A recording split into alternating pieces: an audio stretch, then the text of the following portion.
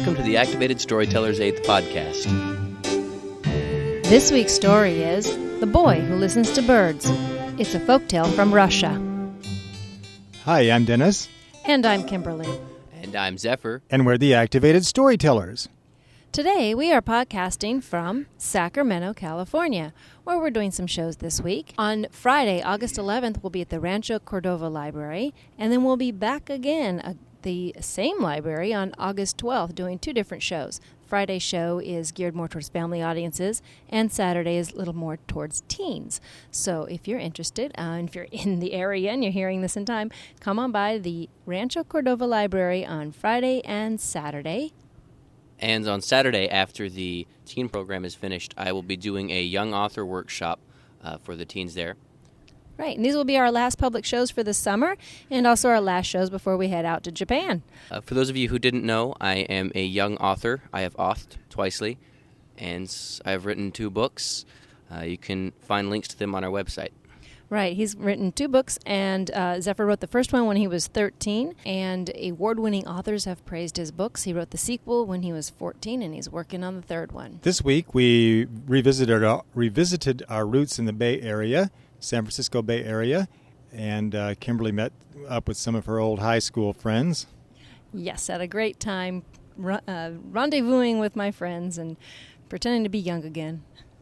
And we even performed at the library that she went to when she was a little girl. Yeah, that's where I discovered, well, I didn't discover books, but I fell into them right back there in Castro Valley is where we were. And I got to see something I've been wanting to see for a long time. One of Mom's friends has a son, and me and said son went to the famous 924 Gilman Street in Berkeley. It's an all-ages club where a lot of bands have played, most notably Green Day, way, way, way back when they were still about my age. Actually, they used to play there all the time and hang out there. So we're really happy to see that. Yes, and also this week we were able to tour the Jelly Belly factory. Bright-colored jelly beans call to you as you're driving by Fairfield off the highway, so we decided to stop and take the factory tour. Well, they don't literally call to you, but I like the colors, so we stopped and took the free Jelly Belly tour. And the opinion is?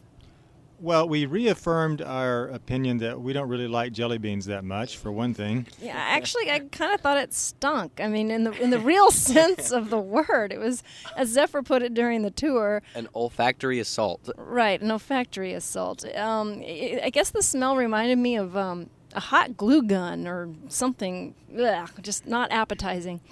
I think I never really liked jelly beans, but I think I liked them more when I didn't know how they were made. When you didn't know how they were made?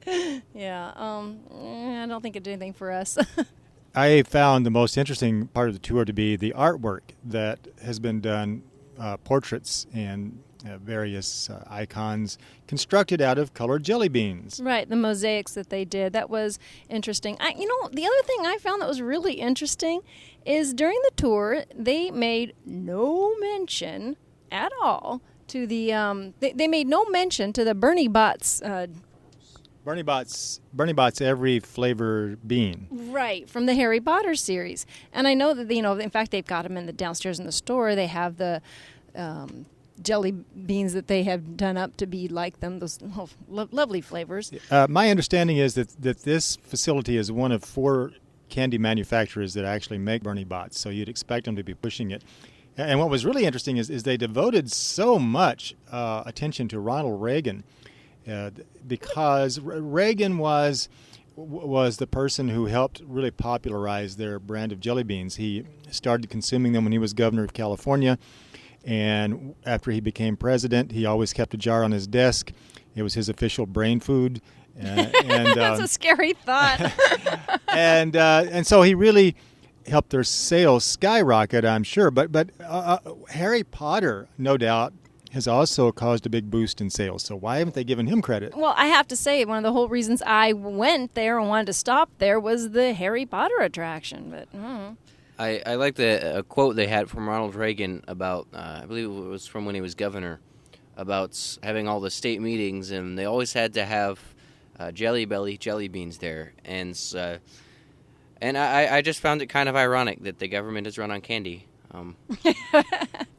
Yeah, I remember reading that when Bill Clinton became president, Reagan dropped by to wish him well and brought a gift of, you guessed it, a jar of jelly beans. Yep. Oh, well. So you can understand this place appreciating Reagan for boosting their sales, but this facility was like a shrine to Ronald Reagan. Yeah, it really was. But, and I think it's fun to stop by and do factory tours. We've enjoyed some other factory tours much more. Yeah, I think we all like Hershey's a lot better. Both the one in Oakdale and the one in Pennsylvania. The one in Pennsylvania is a little Disneyfied. You get to go on a ride through the chocolate factory and you see films and whatnot. That's right next to Hershey Park. Oh, yes, it is. Right next to the amusement park, Hershey Park. Hershey's a special place. I like you go down the street and they have street lamps that are shaped like the Hershey Kisses. That's kind of neat. And I like the Hershey factory in Oakdale because that one is much more, you get to actually see the actual workings of the factory and not just the little ride that they do. So I enjoy those much more than at the Jelly Belly factory. Me too. Okay. Me three. Chocolate smells much better than, well, whatever that stuff is. Oh, yeah, much better. And this week's story is The Boy Who Listens to Birds. Long ago in Russia, 100 years ago, or maybe 1,000, who can say? There lived a boy named Ivan, or as we would say, Ivan, or in English, John or Jack. Many people thought that Ivan was crazy. Why? Because he liked to talk to birds. And actually, he could understand them. Or so he said. Here, birdie, birdie, birdie. Here, birdie. There you are. What's happening? You don't say. Now, how do you know that? A little birdie told you? I don't know about that. You know what they say. Talk is cheap. Ivan, where are you? Oh, no, it's my brother Victor. And I forgot to chop the wood. He's going to be mad. Shh, don't tell him I'm here. Anybody seen my brother Ivan? Ah, there you are. Uh-oh. Did you chop the wood yet? Yeah, no. Good. Huh? We don't need it because we have to go on a journey. We have to find jobs. Let's go. Bye-bye, birdies. Do svidanya. Let's see, which way shall we go? I smell something scrumptious. It smells like bread baking. Look, there's a bread baking person. Or a person baking bread. Maybe she has a job for us. Pardon me, ma'am. Oh, yeah, suckers. Customers. Yes. May I take your order? No, we just thought that maybe you might have some work for us. Ooh, why, yes, I do, come to think of it. If you will take this big loaf of bread across the river and into town to sell it and bring the money back to me, then you may keep whatever I don't take.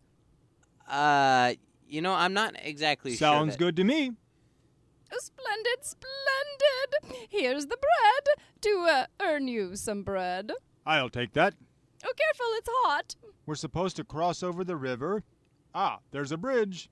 Hey, watch out for those birds. They're going to eat the bread. No, they're only trying to warn us. They say that the bridge is very weak and it won't hold both of us. Nonsense. Anybody can see it's a perfectly strong bridge. Shoo, birds, shoo. Now, come on, let's get across the bridge. But... Come on.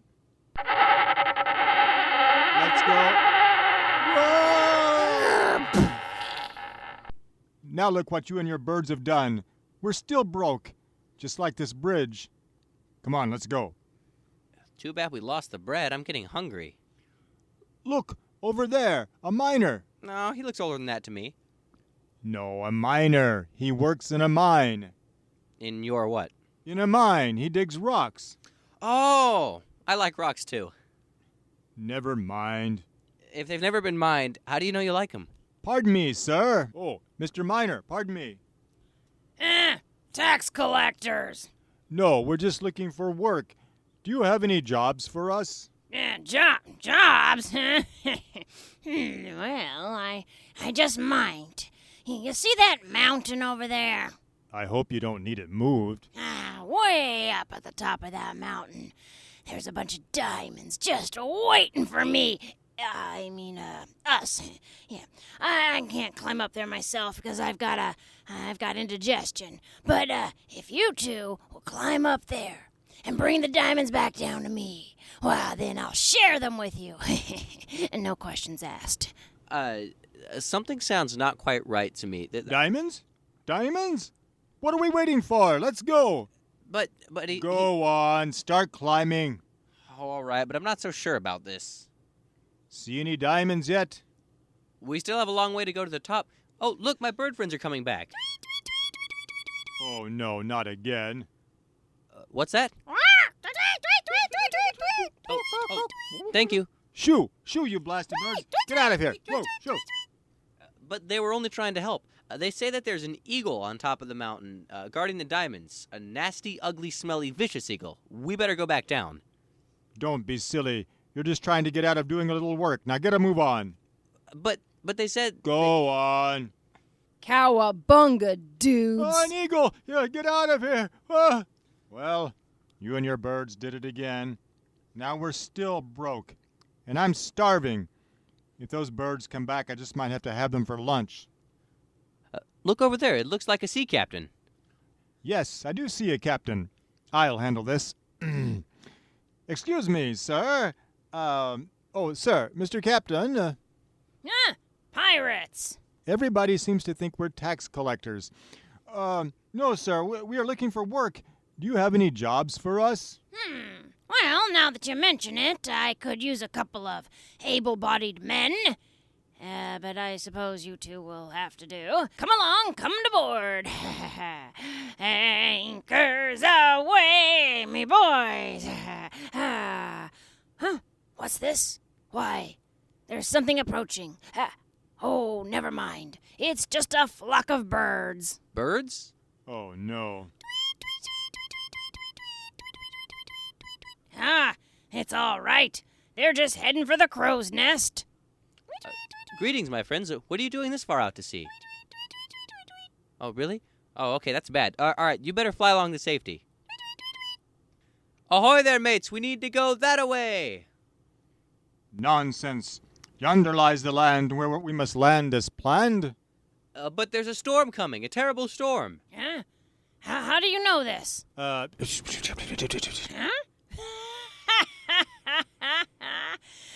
Full and a half speed ahead, me hearties. But... What's this?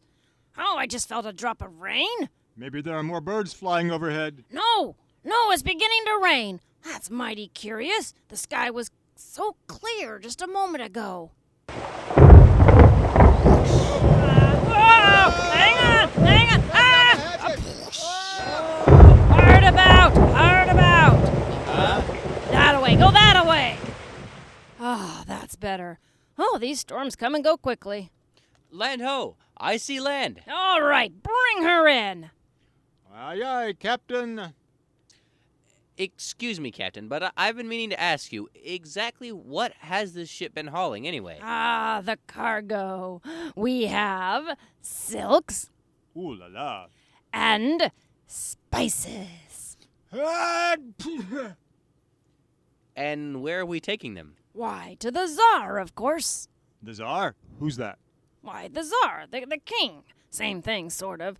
Now, if you take these to the king, I'll pay you 10 rubles. Agreed? I suppose so, if I can remember how much a ruble is. Let's see, I wonder which way to the palace. I could ask some birds. Don't be ridiculous. We don't need to ask for directions. We are men. There's a sign pointing to the palace. Then I suggest we follow the sign. Ladies and gentlemen, presenting His Royal Majesty, the King. Oh, thank you. Oh, thank you very much. Your Royal Highness, we are here to bring you these silks and spices. Oh, thank you. Thank you very much. Oh, they're lovely. They're just lovely. Oh, Oh. Whoa, what's the matter, sire? Did you find a hole? Oh no, they're just fine. They're just fine. It's just those birds. Those horrible birds. Birds? What birds? Those birds. Tweet, tweet, tweet, tweet, tweet, tweet, tweet. Every day they show up right on cue. And they chatter and drive me crazy. What do you want? What do you want? Well, why are you here? Why are you here? Oh, I wish I could speak pidgin English. Pardon me, sir, your royal majesticness, but I can understand bird words. You can? What do they say? What do they say? Let's see, they say something about a bird in a cake? No, sorry, a cage. They have an accent I haven't heard before. Do you have a bird in a cage? Why, yes, I do. They say that bird's their cousin, and if you let him go, they'll be much happier. Oh, is that all? Oh, I'll get the bird at once. I have him right here. Here, Tweety, Tweety, Tweety. Oh, guess what? You get an early release date. Alley-oop. They're gone. They're gone. Oh, how can I ever thank you, my boy? How can I ever thank you? That's all right. We don't need to be thanked. Oh, yes, we do. I mean, we're very poor men, you know. Well, then, you, sir, Yvonne, you can be the royal bird advisor. You can tell me everything those birds say. What about, And you, you can sweep up after the birds. And that's the story of The Boy Who Listened to Birds from Russia. This is one of several stories from Russia about a character called Ivan, or as we would say Ivan, or in English John or Jack. Just as there are in English tradition many stories about Jack, Johnny, and so on. Right, they're also known as noodlehead stories. Yes, many of them are noodlehead stories, although Ivan generally or quite often turns out to be not such a noodlehead after all. He is sharper than people give him credit for being.